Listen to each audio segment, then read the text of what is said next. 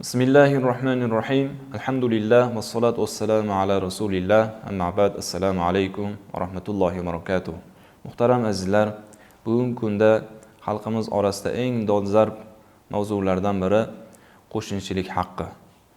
Alloh azza va jalla qo'shnichilik haqqiga rioya qilishlikka buyuradi. Payg'ambarimiz sollallohu alayhi vasallam muborak hadislarda aytadilar: "Meni oldimga Jibril alayhissalom kelib, qo'shnichilik haqida shu qadar ko'p gapirdiki, hatto men qo'shni meros olsa kerak deb o'ylab qoldim", deb marhamat qildilar.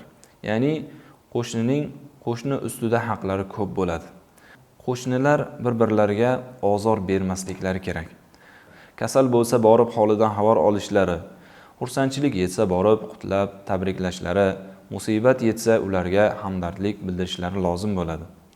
Afsuski, xalqimizning ba'zi bir qatlamlari orasida qo'shnichilik haqqiga rioya qilmaydigan kishilar ko'payib ketdi. Ya'ni ularni eshiklari tagiga turli xil chiqindilarni tashlab ketib yoki oldilaridan o'tgan ariqlarga turli xil axlatlarni tashlab yoki hovlilardan suv o'tgan bo'lsa suvlarni to'sib qo'yib ozor beradigan yoki ko'p qavatli uylarda qo'shiqlarni baland qo'yib qo'shnilarini bezovta qilishlik holatlari juda ham ko'p uchrab turibdi. Bu esa musulmon kishini odobiga, xulqiga to'g'ri kelmaydigan sifat.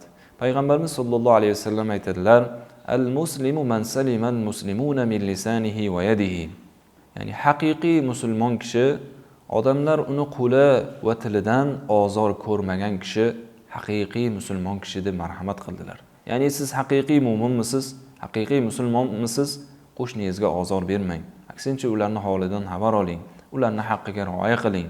Mana bu haqiqiy Allohga va rasuliga iymon keltirgan taqvodor mu'minning sifati. Payg'ambarimiz sollallohu alayhi vasallam muborak hadislarda aytadilar: qo'shnichilik haqlari 3 xil bo'ladi. Ya'ni biri musulmon bo'lmagan qo'shni. Ya'ni unda bitta haq bor, qo'shnichilik haqqi. Ikkinchisi musulmon bo'lgan qo'shni. Ya'ni unda musulmonlik haqqi bor va qo'shnichilik haqqi bor. Va uchinchisi 3 ta haqqi bo'lgan qo'shni. Ya'ni unda qarindoshlik haqqi bor, qo'shnichilik haqqi bor va musulmonchilik haqqi bor. Albatta mu'min inson, Alloh va rasuliga, oxiratga iymon keltirgan taqvodor mu'min qo'shnichilik haqlarini chiroyli ado qiladi. Bu borada payg'ambarimiz sollallohu alayhi vasallam bizlarga go'zal o'rnak va namuna bo'ldilar.